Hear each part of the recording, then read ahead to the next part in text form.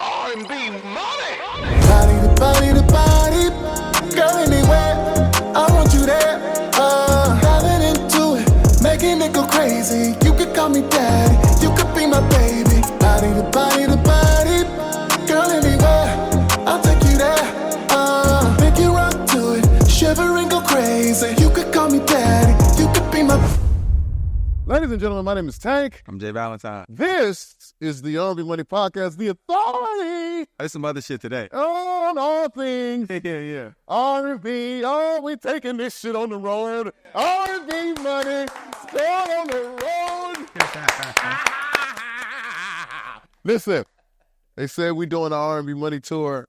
I said, if we're going to do an R&B Money Tour, we're going to need some R&B money. Yeah. We're going to need some expensive individuals. You know what I'm saying? They look expensive, they sound expensive, and got expensive catalogs. So sitting right here with us right now, Go ahead. you know, ladies first. Let's start with the elegance. I mean, you know, it's just Yeah. Oh, show the leg. show the leg. You know, it starts right here with the expensive Keri Hilson in the building, y'all. I'm back with my brother. Yeah, and then you know we got a guy over here, man, an elder. Summer Rain himself. Summer Rain himself. He does get emotional. Wow. These two, Sir Carl Thomas in the building, yeah. Yes. Thank y'all, man. Man, Thank y'all so much. hey, what made you come up with this idea? I mean, we needed a tour. The album needed a tour. The movement needed a tour. You know, for us, R&B Money is it's a call out to everybody. You know what I mean? That to everybody that will and are able to assume the responsibility of making sure the R&B that we do, you know what I mean, rises back to the top and carries on. So this call out to you guys was necessary because, you know, we've all been holding this fort down for quite some time. And now we get an opportunity to do it together. I just asked you because it's just I just kind of always admired, you know what I'm saying, you being able to have vision. You know, I watch more than I say, you know, and one thing that anybody that knows me knows that I'm a fan of the Rat Pack. I've always been a fan of what they call the gentleman music, you know, and so studying Frank Sinatra, he created opportunity. You'll find that out. Very much like Red Fox, created opportunities for his comrades and for other people in the genre. And I just thought that was really unique. And we, you know, are not without that because we have definitely, you know, we definitely have our R&B officers, shall we say, that do that for us, man. You know, Keith Sweat, you know, just one of those cats. And, Sure. you know, just a few others that you and I and Keri have loved to work with down through the years. And I just, you know, when you called me, the first thing I said to myself, because, you know, the right brain is always talking to the left side. So when you called me about this tour, the first thing I said was, wow, this dude really has vision. Because we needed something to remind people how important what we do is. Yes, it is. It's happening. I mean, we just, you know, you've been on the R&B Money Podcast, so all your stories are out there. I know. I can just sit here and shut up. But I think, you know, no, you will not. I think we needed, you know, as the men, you know, we are the brawn, you know what I'm saying? But the ladies needed real representation, you know what I'm saying? And they needed it to have some class, you know what I mean? And the beauty to go along. So she makes us look good. This is what this is. Yeah, The dessert. I wasn't letting it happen without y'all. So yeah, Carl, Tank, come on. We got to come on. Let's figure this thing out. As Jay steps in, you know you got to take care of it, right? Yeah, what the fuck we do? What do you mean? What do you mean? All right, because it's just too many of y'all.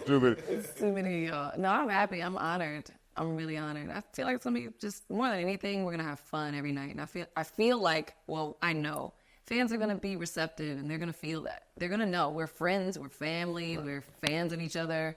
You know what I mean? I'm gonna be out there in front of the house a lot of nights, fanning the hell out. Yeah. You know what I mean? as a fan, yeah, I had to think fast. Sure will. But I think it's going to be really fun is that a lot of fans get an opportunity to see exactly how vocally skilled you are. A lot of people lean more towards the hit records. Yeah. And sometimes Those records. the records don't reflect. They don't reflect what you're really capable of doing. So We was just singing in here just now, and Mike City, who's our brother, he was like, "Keri got that?" I said, "Yeah, I'm telling you, Keri has that." there's a lot of people that You know what I mean? really don't know. You would not know. From Pretty Girl Rock, Right. Rock You Down, you wouldn't know. But they get to see it every night, though. You know, you see the modest. Yeah. Thank you. No. We've been in the trade. We didn't wrote songs together. I already know. She called. You see the modest. Because you came out before all. Well, no, I take that back. Jay came out before all of us. But, but I remember being young, just getting signed, and I remember going to somewhere in New York, and I remember you walking, just kind of working the room, and somebody tapped me on the shoulder like, "Let's go. Let's check out that." Was it an open mic? No, it was some type of event. Okay. You know, like a convention or something like that. And they would just kind of working through the rounds. Okay. So, my question is, you've been touring for a long time. Yeah. My first tour was in 97, but I was with somebody. You've been touring as yourself. What do you think the difference is between, that time of touring and what you've experienced in the recent years of touring? Well, I'd say the thing that stands out the most to me is that social media algorithms have somewhat spilled out onto the stage. And you can kind of see reflections of that with how the rappers go through their catalogs. It used to be, that you could get at least 2.5 minutes of a record, but now you're getting 45 seconds of it. So I think that's really, that's something that just kind of stuck out for me. So as a fan here, because I'm going to be there as purely as a fan. What? No, listen. This whole Jay just comes with Tank and he gonna sing. Nope. You niggas gotta pay me. So I'm gonna be there as a fan. So as a fan, I want to make sure that all three of y'all are gonna sing the whole damn song. Okay? Whole damn song. Whole damn song. All three of us. Whole damn song. We all have records that we cannot escape. But you know what? When he said I that, want to hear the outros. No, I'm one of those guys, man. I'm in You there like waiting the for band. that. What? He like the band records. I want it. when you said that, it made me think about my set list and how I do my songs. And I'm really pointing out, okay, I do bridge hook out. And then I do verse hook vamp. And I've made the adjustment, but I only made that adjustment as the social attention span has. It has affected the stage. Yeah, it definitely has, and it's probably not something we ever even thought about doing. We've all had been to. part of it. We've just been. It's evolved to like, wait, do I only really do 45 seconds of that? Now, mind you, when you have a catalog like the Isley Brothers, of course, you can only fit 45 seconds. True. Yeah. You're going to do But I think to Jay's point, though, is like, I think we're getting ready to go into a space where our fans, who are very seasoned fans, Right. and have had really real experiences with our songs, every word from front to means something. It means something. Yeah. Because I think for me too, as we went on the road and as you've toured, and I always walk around the venue. I'm always, and I just people watch. You know that about me. Yeah. I people watch, and I get to hear people talking about, I wish he would have. I wish he would have. Or I wish he, like, damn, they didn't go to this part. And the fan really want to see that. Like, they really, you know what I mean? Like, I get it, that over the years now, it's these, shows with ensemble cast. It's 10 artists. If it's 10 artists, I get it. It's 3 of y'all, though. I want to hear these goddamn songs. Play the song. I want to hear these songs. What's funny is Even if you put the mic in the crowd, let them sing the part. I Okay. want to hear these songs. Yeah. I had already planned to do that. I said this tour, I want to do some of the slower records that I never really get to get off. Some of the vocal records that I never get to get off. And I'm doing the second verses of stuff I probably never sung. I might not even remember the second verse. Keri, you'd be surprised at those songs on your projects that you think are the least of them. People are waiting for those. They're waiting to see it. Yeah. You know, some I'm aware of. I had no idea that people actually like Hey Now. You know what I mean? That they actually like that record, you know, in a performance setting until I actually did it at a wedding. And then I had an opportunity to see the response from it. I'll go to YouTube and check the views on the audios of all of the album songs, and just and see if there's see which ones jump. Because we had a record fucking with me that we had no idea was jumping in everyone's bedroom and strip club. We had no. I'm not saying no idea. Wow. The instrument, the guitar came on, and all of a sudden the crowd said, I love that record. and I'm like, I love that record. Funny story. I'm surprised that it didn't do what it. I wish came out and was an absolute smash for 4 weeks, and I knew nothing about what was going on at all. I knew nothing about it at all. Well, at the time, we were on the European leg of the No Way Out tour. the European leg. The European leg, yeah. And I didn't know if it. I didn't know if it was scheduled. When it's a real tour, there are legs. I didn't, but I didn't know. I didn't know what was going on in the States, and you know, social media wasn't then. So they had a gala for Clive Davis. He was leaving Arista Records. I'm sure y'all remember that. He was leaving Arista, and they had this big gala for Clive. And they said, you guys got to hurry up and get back. You got to get there. So instead of going back to New York, we flew into L.A. And landing at LAX, I was like, okay, all right. So we're driving down we're driving down. And at the time, you know, the street team was how you got things done. That's how you got things done. And we're riding down, and all I seen was rows and rows and rows of these big orange posters. And I remember, I'll never forget, they were fire orange. And it was Carl Thomas, I wish, I ran out. And from the time that I landed at the airport to the time we made it to the hotel, I think I've heard the song maybe 6 times between 2 radio stations. And I think that that's when it kind of sunk in, like, oh, I'm hot. It's a different situation over here.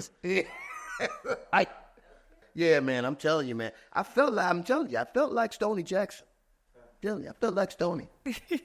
I like that. It's different when you're hot, but when you're hot like Stoney, I mean. Jay, as a manager and a facilitator of all things behind scenes and in front of the scenes, speak to some of the technical things that go into putting something like this together. Well, I just think it's the part that people don't see is just the negotiation of it, of everything. Of everything. Like, people think that you just go on tour and you just show up. And people gonna be there and, oh, y'all got records and this, but it's like, no, you don't understand. There's tech writers. There are, it's the staff. It's, making sure that you have everything in place and that you guys can do your job. Because y'all shouldn't have to deal with, oh, they said they don't got. It just has to be like, oh, no, it's there. As much as you can, right? And I think our situation sometimes is a little different. I don't even want to say sometimes. It's a lot different because you also are a musician. Right. Since he plays, it's really technical. You know what I mean? It's like, yeah, so did they have this and this and they going to have the rate? And I'm like, we've been in situations where we've literally been moving risers back. So is it literally like Green Book, like the movie Green Book? Like, if they don't have a certain piano, like you can't. Well, he's easier though. You know what I mean? But we'll figure it out. But when he says like the stuff we got, we'll get into, because we're also like We're the guys that's like, well, how do we make it happen? Right. So we get to a venue, and the people are 10 rows from the front of the stage. That's where they start. Wow. Me and this guy, we say, hey, guys, listen, we'd love to touch the people. And she's like, well, we don't have a lot of staff here to move this. This is a barrier, a steel barrier going across the whole arena. We said, listen, we will gather people and we will move it ourselves if you allow us to. And we just start gathering people with the promoters and everybody, and we moved the steel barriers up 10 rows, and we helped them put down chairs because the experience, again, people don't understand. They don't know the technical side, like you said. They just know they're not having a good time. Yeah, that's just really crazy. Too far man. removed. That's my pet peeve too. I hate when an audience is too far. You're dealing with different stuff that's, a sound check that may not be working, or somebody forgot the in-ear. But all the tours that I've ever been on, the only ones that work is when you have the see a need, feel a need spirit with it, because you got to understand it's just like see a need, feel a need. Love it. Yeah, see a need, feel a need, and it's kind of like. Touring is kind of like putting together a great band. No band, the first thing that they'll tell you is that no band is meant to stay together forever. Mm-hmm. No matter how much you like them. They will never stay together forever. And just like that, no tour is designed to go flawlessly without hiccup and without challenge. Our responsibility is to make sure that the audience don't know that. Fact. And as long as we accomplish that, it's all good. It's all good. Well, listen, when our first day, Jay? May 10th, New Orleans. May 10th. Man, listen, man. The N.O. We starting off. I was just about to say I'm getting oysters before the show. What? I'm gonna get 50 of them things a day, bro. But it's cool. It's starting there. It's cool, baby, starting there because we just just looking at the routing, and we have a lot of great R&B cities. We do. A lot of great, like New Orleans is. Soulful. It's the birthplace of jazz and Congo Square and the whole home of the Essence Fest. But their love for rhythm music and musicality. Yeah. Their love for rhythm and blues, their love for black music, period, just kind of, you know what I mean? It stands out. It's kind of like being in D.C., performing in the Chocolate City, one of the greatest. Well, we got 2 nights. We got 2 nights in D.C. And we should. Yeah, 2 nights. Yeah, 2 nights. We got 2 nights in the DMV. Should have 2 nights in the DMV. I know that's special for you. Mama, I'm coming home. Mama, coming home. I want to say this, man. Of course, big fans of you guys, man. I love you guys. I love that we're doing this together. I think, as much as the R&B moniker is the overlay of the whole thing, I think the nuance of what we're going to take on is see a need, feel a need. I think we're going to be that because our communication between us is really dope. And if I need something, I'm gonna come to you, or I'm gonna come to you. And if you need something, you come to me. You come to me. And that's how we're gonna kill this thing, man. We're gonna kill it together. Yeah, I'd like this tour to be an example to other artists on if you're determined to do it, that you can make any situation work, and not only make it work, but you can thrive at it. Absolutely. Yeah. Absolutely. That is the objective of this whole thing, is to thrive.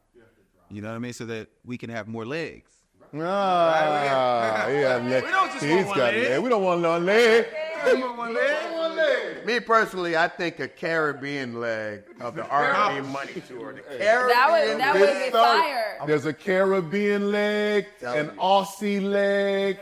There's an Asian leg. UK loves soul music. UK loves R&B. So Live Nation, who are partners in this. We're trying to figure out what the overseas leg, because Carl goes overseas. Have a leg. She just came back from overseas. They absolutely love us in Japan. They do. And you've done Soul Train Radio. Stop front. Yes. Come on now. Yes. Shout out to the legs. The leg. We need legs. But we got to kill it. We got to make sure our fans come out, support this one, so we can have some legs. I love legs. Yeah. Have some legs. Love legs. I'm trying to spoke it. We need some legs. See a need. Some long legs. Feel a need. Yeah. And the R&B Money Tour is on the way. Listen, my name is Tank. I'm J Valentine. This is the R&B Money Podcast, the authority on all things R&B. We are going on the road, the R&B Money Tour. It's your boy Tank. It is Keri Hilson, and it is Carl Thomas. Let's go. Before we get started, let me get over here and get some of this R&B money. Tank, what's up? It's your boy Fab, aka ain't nothing but love and fly shit over here. I know it's hard to trust, I know it's hard to brush your shoulders off and get back to it when your heart is crushed. I promise I just wanna get that broken heart a rush. And word to this honey pack, nobody hard as us. And I give money faithfully, so it's in God we trust. And I swear that we gon' ball, don't care who guarding us. I just wanna see you shining like some Cardi buffs. Want you in that Maybach, not a party bus. But before we get it started up, before I black card it up, the real gon' help you heal, baby. I can see your guard is up. Wrong can make you strong, baby. Keep you black hearted up. I see that you the business, baby. I'm just trying to partner up. R&B